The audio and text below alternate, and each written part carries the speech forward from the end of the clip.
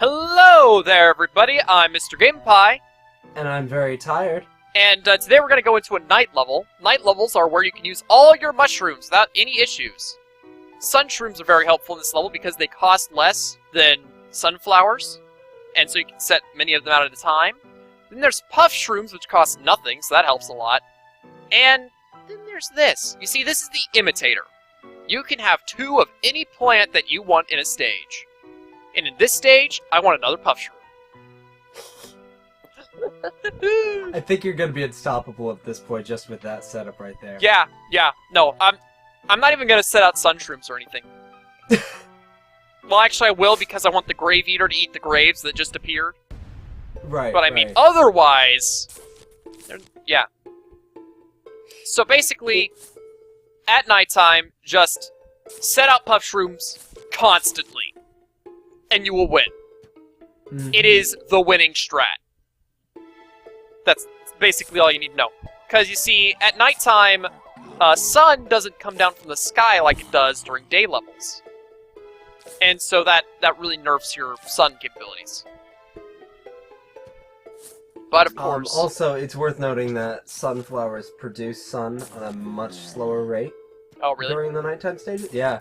Which is why they give you mushrooms in the first place, because they produce sun at the rate of sunflowers, but obviously they start out producing less and then they produce more as time goes on. In the sequel, they grow up twice, actually. Whereas in this game, I believe they go from, what, 10 to 25? 15 to 25. 15 to 25. In the sequel, since sunflowers naturally produce 50 sun at a time, the sun shrooms produce 25, followed by 50, followed by 75. Ooh. And since mushrooms don't fall asleep during the daytime stages, that makes sun shrooms the most effective way to grind sun in the game, and I never choose sunflowers anymore. I see. As long as you can buy yourself some time at the beginning, sun shrooms are the way to go. Nice. Well, sun shrooms are definitely the way to go in the nighttime stages, at the very least in this game. Yes, double sunflowers produce sun almost as quickly at night as sunflowers do during the day. It's that bad. Yeah. So, I mean, yeah, definitely go with sun shrooms because they do keep productivity up. Yep. But yeah, just look at this. Just look at... Almost every single tile is taken now. Almost every single tile. Also, I've been making a checker pattern. I appreciate that because if you mess that up at any point, my OCD would start kicking in. I'd be like, no, that's not right. No, they're out of order. Yeah. I mean, once the zombies start eating them, I can't promise anything. Well, it's only on the front row, and they'll be eaten very quickly, so hopefully it won't itch me too much. But yeah, just look at this. Nothing's getting through this, guys. It doesn't matter anymore. Now, what happens? Well, I'm the kind of person in general who, like, if my rows aren't symmetrical, and if I don't have things evenly spaced out, like, I will actively dig up plants before the stage ends so that everything is evenly spaced. Yeah, me too. Oh, good. Good. I'm glad I'm not the only one. Do you also do the sidewalk thing? Oh, yeah. Yeah, I do the sidewalk thing. Oh, good. Good. Wow. I don't feel so alone anymore. You see us? We're the same person. Yes, of course. I thought that was already established. Oh, yeah. When we recorded the verses, you were just playing through the game twice and then editing it and pretending to be somebody else. Yeah. With an incredibly higher pitched and squeakier voice. Yeah, exactly. But yeah, they literally cannot get past the second row. Now, to clarify something that you said earlier, the imitator is not nocturnal. It is not nocturnal.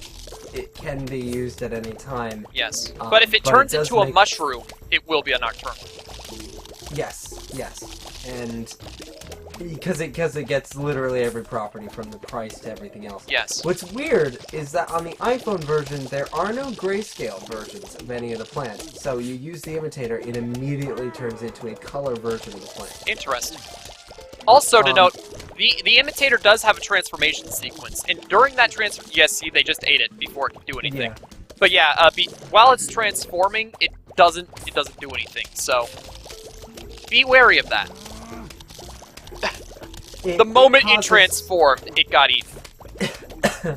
I used to use imitators to double up on TSPPs just because they respawn so slowly that you sometimes need to do that to keep seed packets, quickly refreshed and whatnot. But the trouble comes in when you've got like a Gargantua or something advancing. You set up an imitator to be a cherry bomb, the Gargantua is going to take it out before it can transform, which means that you just wasted your slow recharging TSPP. Yeah, basically. It's a very, very tough balancing act, which is why they're often best used to replace stuff like walnuts. Not only then do you get a really large bang for your buck for something that does recharge relatively slowly, but it also just has a really nice balancing effect where you can place it out earlier than necessary. Yes. So I almost always use imitators to replace tall nuts or squashes. There we go, and that was it. I used the sun shrooms to eat the graves, and then that was it. I just used the puff shrooms every time else. I could probably do that for every level, but that would be boring, so I'm not going to do that. It stops being an effective strategy once the charging chucks show up. Oh yeah, the football zombies. Up until then, it's a very effective strategy. All right, well, let's try a different strategy this time. I mean, two of Crazy Dave's picks were things that I was going to pick anyway: the Grave Eater and the Mushroom. So let's try this one. Sure. It is a very effective strategy. This is, from what I understand, the most overpowered strategy in the game, because I forget what the bigger puff shrooms are called. Well, the Fume Shroom is the one that costs 75, and then the Gloom Shroom is the upgrade. There we go, Fume Shrooms. So Fume Shrooms have a very unique property in this game, and we're going to see zombies that take full advantage of it in 2 or 3 levels, I believe. Yeah. But the Fume Shrooms have the very unique property of not exactly splash damage, but their fumes go through zombies. So if there's 100 zombies advancing, the Fume Shroom will hit all of them at once. This is a very unique property in this game, and in the second game, there's a very select few plants that actually give into that strategy. So it's still kind of a scarce and unique property. What makes the Gloom Shrooms so great is they have a much faster rate of fire than the Fume Shrooms, even if they've got a shorter range. Yes. Plus, they can stack on top of each other. Right. And all of that combined with the fact that they, again, hit every zombie in range, regardless of any kind of limitations, or any kind of numerical stuff. That makes them some of the most overpowered plants for the really big hordes you find in Endless Mode. Yeah. Like, whenever a pea shooter hits a zombie, the pea will disappear. Whenever a fume shroom shoots, the fumes don't disappear whenever they hit a zombie. They just keep going. Right. There are two basic kind of plants besides the fume shroom. There are those that shoot a pellet and those that launch a catapult type thingy. The catapulters will always aim for the frontline zombie, and the pea shooters will always hit the frontline zombie first. So either way, it's whoever's in front that's always going to be taking the heaviest of damage, even with splash or anything like that. Yeah. With the fume shrooms alone, it doesn't matter how many zombies are out front, every zombie in range will get hit, which is a very effective thing when you bring in the Gloom Shrooms and the garlic. Yes, because the garlic makes sure that their short range isn't an issue. Right. Because then they walk beside the Gloom Shroom, and the Gloom Shroom attacks sideways. It attacks in every direction. Technically, it also attacks behind it. Yes, and that is relevant in certain levels. It is a very effective strategy against minor zombies, actually. It's not the kind of thing you really would want to use for any of these stages that happen to have minors in them, but it is a totally viable strategy for that. Yes. So I'm just going to build up some sun here real quick to make sure that I can actually put everything out that I want to. Mm-hmm. And I'm going to do the middle row first. Oh, you go the middle row? I have never done that. I always go 2 and 4. Yeah, I go middle row, top row, bottom row. Gotcha. It costs more, but it is also way more damage. Yes, nothing is making it through that now. I find when I do this, I have a very set strategy where I go... I never use the magnet shrooms. What I end up doing is I instead use spike weed and spike rock and just start stacking that up. My general go-to endless mode strategy, so long as Gargantuars aren't involved, is to have garlic, gloom shrooms, spike rock. Yes. And squash to help with pole vaulting zombies. So as you can see here, whenever the gloom shroom activates, it attacks everything around it. And I believe it does the damage of 3 fume shroom shots, but also recharges twice as fast. Yeah. So that's essentially a melon and a half every round, which is huge. Oh, but yeah. Also, obviously, the short range is a bit problematic. Well, that's why you have the garlic. Exactly. Because now it doesn't matter what row they're coming in from. They're going to be hit by at least one if they come from this row, or come from this row and then end up on this row. Or 2 if they go from this row, or go from this row and then come to that row. Right. So, and then whenever I set up the last one down there, it's going to be 2 no matter what, so... Right. They're going to get destroyed. What I tend to play with is I usually have Gloom Shroom set up on 2 and 4, and then have 3 in a row. I don't even think football zombies can survive 3 Gloom Shrooms in a row. I'm pretty sure they decimate that. So usually what I do is, alongside the last Gloom Shroom, I place a Tall Nut on rows 1, 3, and 5, and then have Fume Shrooms behind those. So that's my go-to strategy most of the time. Gotcha. So that I can have every row is covered by at least 1 Fume Shroom, a lot of Spike Rock, and a bunch of Tall Nuts. Now, I've also got the magnet shrooms here because, magnet shrooms steal metallic objects from zombies. So, bucket heads that normally take 5 hits, 5 times the normal hits of a zombie, they'll lose their bucket, and then they'll only have the health of a regular zombie. And my only issue with the magnets is that they run out quickly. Like, that's gonna take a while. It's kind of like with the chompers, it takes a while to eat the bucket, basically. True. So if you get like 5 bucket heads on screen at once, you're going to have to deal with bucket heads no matter what. So I've always found magnets to be kind of not worth it. Well, I usually set up at least 4 magnets, and at that point, it's gonna take care of basically everything. Until you get to endless mode. Yeah. Then you might have an issue, but any kind of regular level, 5 magnet shrooms, even 2 magnet shrooms on this level, I will probably do well enough, It's worth noting, I tend to be the brute force type of person. When I say I respect or find stalling tactics fascinating, I mean that in the sense that I could never do that myself, because I have to tank everything. When it comes to either PvZ game, I go for the melon pulse and whatever the most powerful other plants are that I can combine with the melon pulse, and that's my definition of strategy.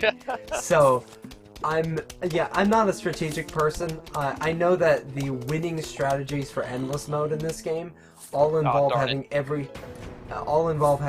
single row have something different on them. Like having 1 corncob pulse, 2 gloom shrooms up in row 2, a garlic on 1 row, but on another row have a winter ball. It is confusing, and I don't know why people do that. I always have everything be very symmetrical and tanky. Yeah, I accidentally uprooted one of my gloom shrooms. That's the worst feeling. All that hard work, all that loading time, down the drain. Yep. Fortunately, it probably won't matter because, gloom shrooms, they're gonna kill everything anyway. Yeah, at this point, there's nothing that's going to be able to make it through unless you have around 10 bucket heads coming. And even then, not so much. Yeah. I have magnet pumpkins up here. Right. Magnet pumpkins, guys. The other thing that I do differently than you, I think, is you naturally set up 2 garlics. I'm assuming when you do endless mode, you also set up 2 garlics? Yes. Okay. What I do is I set up 1 garlic and 1, and a squash on the front row of gloom shrooms, because anything that jumps over a plant is not going to be able to stay alive very long in the face of a gloom shroom. So I just put something there to prevent it from getting eaten, and that's the extent of it. Yeah. So I never really need a second garlic, basically. I just use it because squash doesn't regenerate very fast. And Right. and onion, the garlic, it regenerates as fast as sunflower. These things go out real quick. Yeah.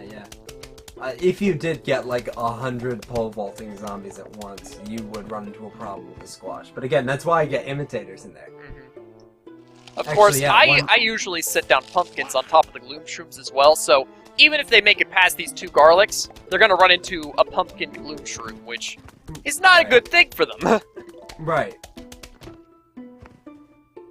Yeah, normally, you get most of the mushrooms whenever you go through the night the first time, but there's 2 mushrooms that you get on the second night of the game. One is the magnet shroom, so you normally won't have this plant whenever going through the first set of nights. But the other one is the sea shroom, which isn't relevant yet. Right. There's no point for it to be here right now. Yeah, at this point, there's not much else for me to do. I could set down some more pumpkins just because. But, like, I got everything set up here. I mean, maybe if I really wanted to, I could be a complete jerk and just take this out and then put one of these down. So that they get to the end and then it's another gloom shroom.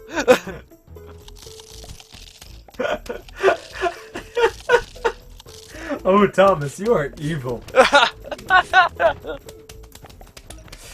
I don't think anything can survive getting hit with 5 gloom shrooms at once for more than 3 seconds. Like, even if you didn't have the magnets here, that thing was dead before it hit the water. Yeah. It's beautiful. Wow. Yeah, that was beautiful. Alright, well, with that said, that's the end of this episode, guys. Next time, we'll do more nighttime. I don't know what the next gimmick will be. Maybe I'll have somebody else choose what the next plans will be. So until then, I'm Mr. Game Pie. I'm Austin Usher. And we'll see you then!